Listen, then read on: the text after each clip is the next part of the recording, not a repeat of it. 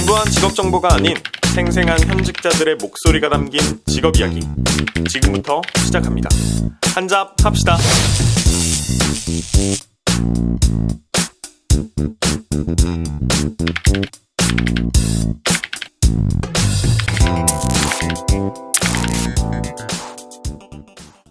자, 그러면은 루폰 변호사는 그렇게 이제 근무를 하시는데 사내 변호사는 어떠신가요? 많이들 하고 싶어 하시는 직업이 사내 변호사시거든요. 전 LG전자에서 6년 동안 변호사로 근무했는데 과연 이 정도 대기업에는 변호사가 몇 분이나 근무하고 계실 것 같으세요? 몇십 분, 몇백 분 계시지 않을까?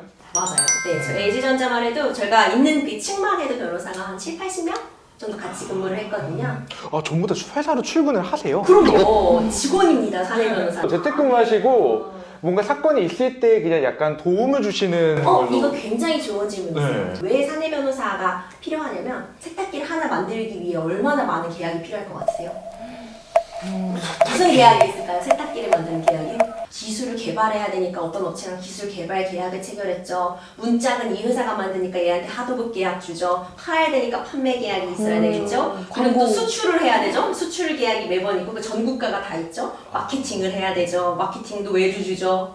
정말 이 세탁기를 한 대 만드는만 해도 수백 개의 계약이 붙어야 되거든요. 그렇기 때문에 변호사가 그 계약을 다 봐야 되는 거거든요. 그러니까 꼭 소송으로 막 나가서 막 싸우는 그런 게 아니라 계약서를 보는 게 사내 변호사로서는 가장 중요한 업무라고 볼 수 있어요. 그래서 저희도 이렇게 계약 시스템이 있어요. 그리고 많은 각자 일하시는 분들이 이 계약 봐주세요 이렇게 시스템으로 올리면 저희 머리에 이렇게 할당이 되는 거예요. 투두가 막 30개, 40개 볼 계약이 쌓이는 거죠. 그러니까 사내 변호사들이 그 많이 있어야 되는 이유가 그 수많은 계약을 처리해내려면 그 정도의 인력이 붙어야지 처리해낼 수 있고, 또 국내 기업의 경우에도 글로벌 기업은 대부분 수출을 하기 때문에 한국 변호사님뿐만 아니라 미국 변호사님, 뭐 일본 변호사님, 중국 변호사님도 법무팀에 같이 소속돼서 함께 일을 하세요. 또 당연히 또 분쟁이나 컴플레인이 생기면은 그거에 대한 대응을 하고 자문이라는 영역이 있거든요. 그럼 이제 일하시다가 궁금한 거 있잖아요. 아, 내가 이렇게 저기 회사 기술을 내가 이렇게 갖다 쓰는 건 될까? 이런 게 궁금할 때 뭐 올리시면 그걸 처리해드리는 업무도 하는데, 이제 마지막으로 소송도 하는데, 대기업 사내 변호사의 경우에는 특이한 점이 직접 소송을 수행하는 건도 상당수가 되지만 엄청 큰 볼륨 사이즈의 소송인 경우가 많잖아요. 이제 그럴 경우에는 이제 대형 로펌을 붙여서 사내 변호사가 기업과 대형 로펌을 연결해주는 다리 역할을 하게 되거든요. 그러니까 그게 변호사로서도 굉장히 좋은 경험이 되는 게, 저도 뭐 김앤장, 태평양 이런 많은 분들이 아는 그런 분들이랑 같이 일을 하면 저도 굉장히 배우는 게 많이 있을 때도 있고, 어떨 때는 뭐 이렇게 같이 일해보는 게 참 도움이 된다 이런 생각을 할 때가 있죠. 이 스타일이 약간 로펌은 전혀 다르고. 전혀 달라요. 사내 변호사는 그냥 직원이에요. 변호사라는 나의 그 정체성도 중요하지만 그 회사의 직원으로서 일하는 그런 게 되게 중요한 것 같고, 사내 변호사가 선호받는 이유는 출퇴근 시간이 아까 말해주신 것처럼 로펌은 야근도 많으시고. 야근도 많고 하지만 사내 변호사의 경우에는 이제 요즘 52시간 이런 거 정하고 하니까 저도 딱 8시 반에 출근해서 5시 반 칼퇴. 만약 더 일이 있다면 뭐 하긴 하겠지만 어쨌든 그걸 조절해가지고 워라밸 이런 게 확실히 장점은 돼. 복지나 급여 체계나 이런 부분은 다 기업을 따라갈 수밖에 없네요. 일단 입사 때부터 저희 그 변호사 자격이 있으면 자격을 인정받아서 대리 말년이나 과장 정도 급으로 입사가 가능하기 때문에 그런 부분은 이제 감안이 되는 것 같아요. 실제로 기술을 좀 많이 다루는 회사면은 변리사분들이랑도 또 많이 업무가 겹치지 않나요? 맞아요. 굉장히 또 좋은 질문이세요. 특허를 특히 내시고 그거에 대해서 다투시는 거는 변리사분들이 특허센터에서 하시고, 이제 그걸로 소송이 발발해가지고 뭔가 원리를 갖고 치고받고 싸울 때 그때는 법무팀에서 붙고, 그래서 같이 아까 말씀해주신 것처럼 협업하는 종합병원 같이 그렇게 운영이 되고 있습니다. 조금 더 뭐 사내 변호사가 좀 더 좋은 것 같다, 로펌이 좋은 것 같다. 어떤 거 서로의 장단점이 뭐가 있을까요?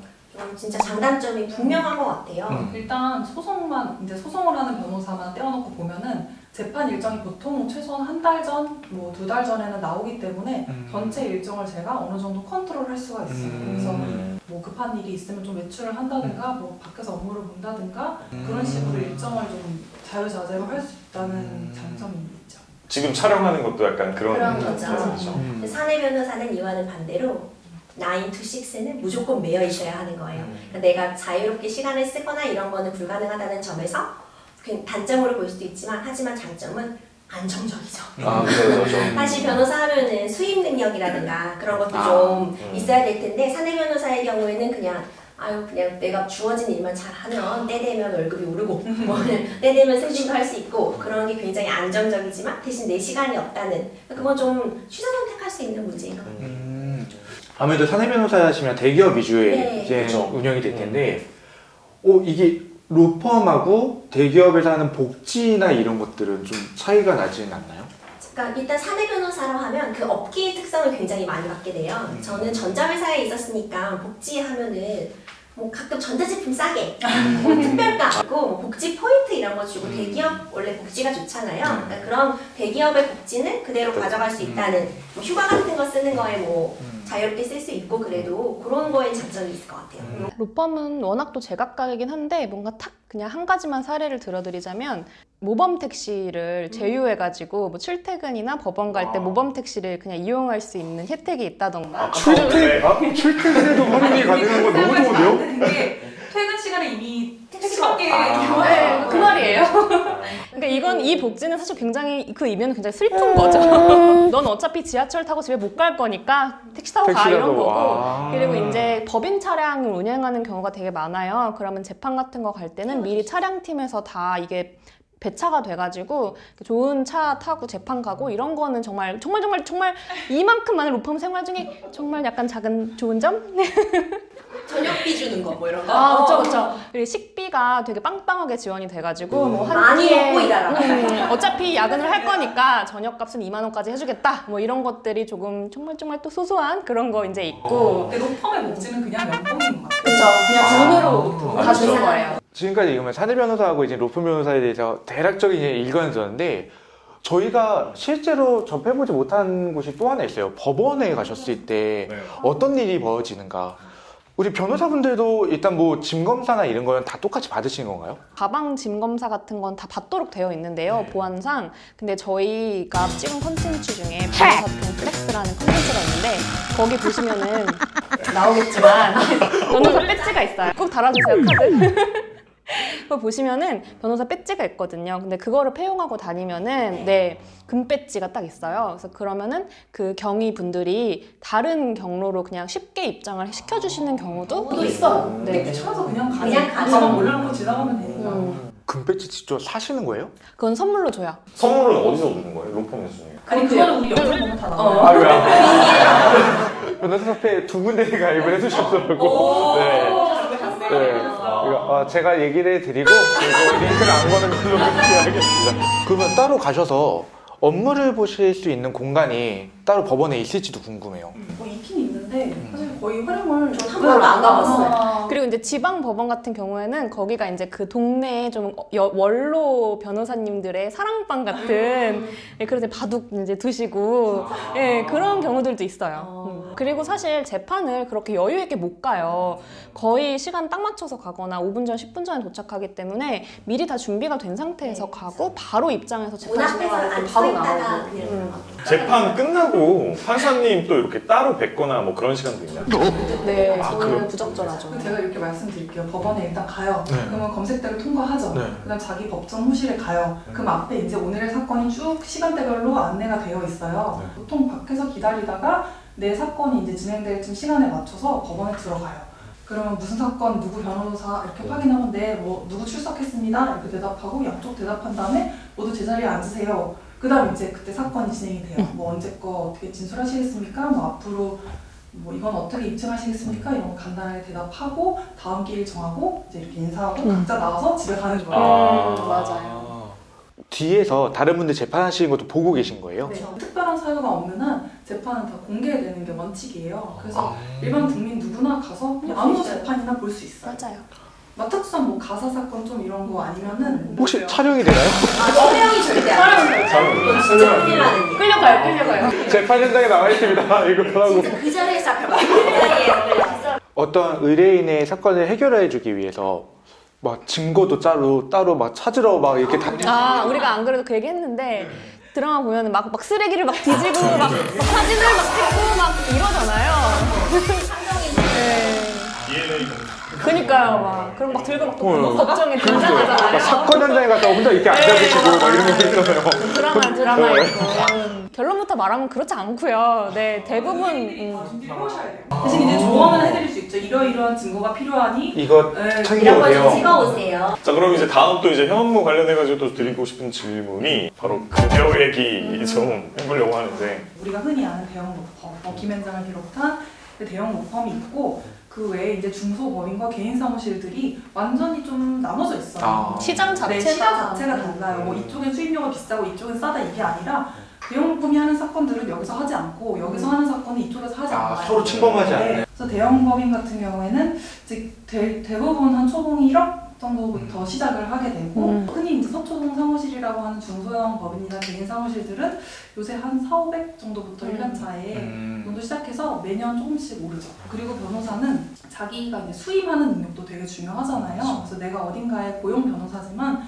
누군가 나한테 이제 사건을 의뢰하는 경우가 생겨요. 이 사건을 우리 법인에 가지고 가면은 그 사건을 수임해 오는 거에 대해서는 따로 이제 인센티브를 약정을 해요. 그래서 워낙 정말 이거는 계약하기 나름이에요. 예를 들면 기본급은 월 300이지만 그 인센티브를 뭐 한 30%, 40% 하겠다라고 약정을 할 수도 있는 거고. 혹시 소송이 진다면 혹시 거기에 대한 약간 디센티브. 그런 거는 별로 그렇게 야박하진 않구나. 근데 사실 변호사 보수 자체가 성공 보수 약정을 따로 하잖아요. 변호사 보수를 좀 설명을 드리면 보통 일이 시작될 때 착수금을 받아요. 이제 일이 끝날 때까지 일을 하는 거에 대한 어떤 걸 비용을 미리 치르고 이게 일이 성공했을 때는 뭐 이만큼을 주겠다. 하지만 실패했을 때는 아무것도 없는 거거든요. 그러니까 사실 그게 어떻게 보면 디센티브인 거죠. 성공하면 성공 보수, 실패하면 아무것도 착수금만. 착수금만 하는 거고. 그러니 고용 변호사 입장에서는 크게 또 별로 상관이 없죠. 그쵸. 왜냐면 어차피 연봉계약을 하시는 네, 거니까. 연봉 받으니까. 초반에 착수금을 받으신다고 했잖아요. 그건 사건의 중요도나 좀 강도에 따라서 그 착수금도 좀 달라지는 건가요? 그럼요. 네. 그럼 그 기준이 있나요? 기준이라고 말하기가 쉽지가 않아요. 근데 이제 시세라는 게 있잖아요. 보통 이제 서초동의 일반적인 정말 그냥 우리가 흔하게 접할 수 있는 변호사한테 찾아가서 아주 기본적인 사건을 의뢰한다. 그러면은 이제 착수금이 보통 한 500만 원. 거기에 이제 사건이 어렵고 복잡하고 사람이 많다 이러면 좀 더 돈이 올라갈 수 있고 아니면은 이 변호사가 있는 데랑 재판이 좀 멀리 가야 된다. 이러면 돈이 더 올라가는 경우도 있고. 이게 뭐 한 달 만에 끝난다, 보름 만에 끝난다 이런 개념이 아닌 거잖아요. 맞아요. 정말 오랜 기간이 갈 수도 맞아요. 있는 거기 때문에 사실 얼핏 들으시는 분들은 와 500만 원을 처음에 착수금을 받는다고 해서 크다고 생각하실 수도 있지만 실제 그 몇 달이나 기간 동안에 500만 원에 대한 거니까 1심 재판이 통상적으로 한 1년 정도 걸리거든요. 그리고 생각해 보시면은 11분의 1로 나오면 절대 1년 동안 들고 계셔야 되는. 그동안 왔다 갔다 시간 차비하고 식사비 정도 그렇죠. 맞아요. 정말 착수비 네, 그런 그렇죠. 느낌이네요. 그럼 혹시 사내 변호사 하실 때는 네. 어떠셨어요? 사내 변호사는 보통 보면 초봉이 한 6천 정도에서 시작하는 것 같아요. 그래서 한 5, 6천 정도? 그런 데서 시작을 해서 1년마다 승진을 할 때마다 그 임금이 상승되는데 1년에 500 정도씩은 그 플러스 알파로 이제 인센티브를 그 해에 회사가 잘 되면 받는 거, 성과금을 또 이제 받는 거고 그런 식으로 구성이 되는 것 같아요. 그 일반 사원분들보다는 평균적으로 어느 정도 더 갭이. 경력을 인정받고 들어간 거라서 그냥 그 일반 처음에 대졸 신입 사원분보다 한 6, 7년 정도의 경력을 더 인정을 받고 들어간 상태니까 그 기수에 맞는 정도의 연봉에다가 플러스 뭐 자격수당 정도를 얹은 게 연봉이 되는 것 같아요. 올해 대졸 평균 초임이 대기업 시장에서 4,100만 원 정도라고 들어서 그 정도의 한 차이가 2천 나는 정도는 거죠. 더 네. 사내 변호사의 고용 형태가 처음에 계약직으로 들어가는 건 아닌 거죠? 정규직으로 뽑는 곳도 있고 계약직으로 뽑는 곳도 있어요. 그건 정말 완전히 달라요. 근데 계약직이 조금 더 유리할 것 같기도 해요. 사실. 맞아요. 저희도 문과들이. 저 이직이 자유로워서 그냥 계약직으로 일을 시켰다가 나도 마음이 맞지 않으면 그냥 안 다니는 그런 경우가 있어서 또는 법률로 또 옮겨볼 수도 네, 있고. 로펌으로 옮겨도 되고 다른 사내 변호사로 가기도 하기 때문에 그거는 크게 계약직이냐 정규직이냐에서는 크게 차이는 없어요. 어느 정도 이제 수입이나 급여 관련된 것도 좀 들어봤고요. 이제 거의 끝나가는데 저희 변호사로서 갖는 애로사항이 있다면 어떤 것들이 좀 있으실지. 고강도 근무 환경 자체가 너무 빡세서 그냥 아프게 되는 변호사님도 많이 계시고 그러거든요. 그 자체가 일단 1번 애로사항. 그리고 이게 저희는 늘상 하는 일이지만 누군가에게는 일생에 한 번 있을까 맞아요. 말까한 일들이잖아요. 그래서 그 사람의 어떤 너무 인생에 중요한 일을 내가 맡아서 한다는 게 그 책임감과 스트레스가 제일 크죠. 좋은 사람, 좋은 장소에서 만났으면 다 좋을 분들이지만 인생에서 가장 힘들고 가장 화가 나 있는 상태에서 저를 찾아오시는 거잖아요. 그러니까 항상 짜증, 화 이런 게 당연히 있을 수밖에 없고 불안하신 상태의 분들을 대하다 보니까 쉽지 않죠. 저는 예전에 고유정 사건 볼 때 거기도 당연히 변호사님이 당연히 있으셔야 그럼요. 되잖아요. 네. 근데 댓글들을 보면 어떻게 고유정 사건의 변호사를 맞아요, 맡았느냐 맞아요. 막 이런 것들이 막 쏟아지더라고요. 그런 욕도 거 나오고. 로펌에 있다 보면은 아무래도 고객분들이 기업인 경우들이 많아요. 그러다 보면은 상대방이 이제 근로자이신 경우들이 많거든요. 노동조합이거나. 그러면 실제로 재판에 갔을 때 욕을 들은 적도 있어요. 막 사용자의 막 이런 식으로. 네. 그런 진짜 네. 막 계란 날라오고. 네, 진짜로 그런 분위기가 있거든요. 노동법정에 가면 특히 정말 절박한 상황들이 많으시기 때문에 이제 물론 그러면 안 되시지만 가끔 너무 울분에 차가지고 그런 거를 변호사한테 표현을 하시는 경우도 있어요. 그래서 그렇게 조금 현실적인 실제 뭔가 위협을 받는 경우도 아예 없지는 않은 것 같아요. 이게 또 사람을 만나고 사람을 대해야 하는 일이다 보니까 사실 감정이라는 걸 배제를 해야 하는 직업인데 그렇지도 못한 거에서 애로사항이 생기는 것 같아요. 실적으로 내가 변호사로서 가져야 할 마음가짐이 있다면은 저에게 온 사람, 그 사람은 정말 저만 믿고 있는 사람인 거거든요. 나에게는 한 10명, 20명이 되는 의뢰인 중에 한 명이지만 그 사람에게는 내가 유일한 변호사잖아요. 그거를 잊지 말고 한 사건 한 사건 그래도 열심히 할 자신감이 있는 사람, 하나하나에 최선을 다할 수 있는 사람, 에너지를 나눠 쓸 게 아니라 매번 몰입할 수 있는 그런 사람이 되자, 이런 말씀을 좀 해드리고 싶어요. 앞으로 또 우리 변호사님들의 활약이나 자신을 좀 보호해 주시는 모습들 또 지켜보도록 하겠습니다. 그리고 저희 영상 보시는 분들도 이웃집 변호사 네. 앞으로 많이 관심 가져주시고 정말 유익한 정보 많이 올려주고 계시니까요. 다들 많이 생각해 주시면 좋을 것 같아요. 네, 오늘 그래서 잡지우 변호사 편은 여기서 마무리하겠고요. 마지막으로 구호 외치고 할게요. 한잡 합시다!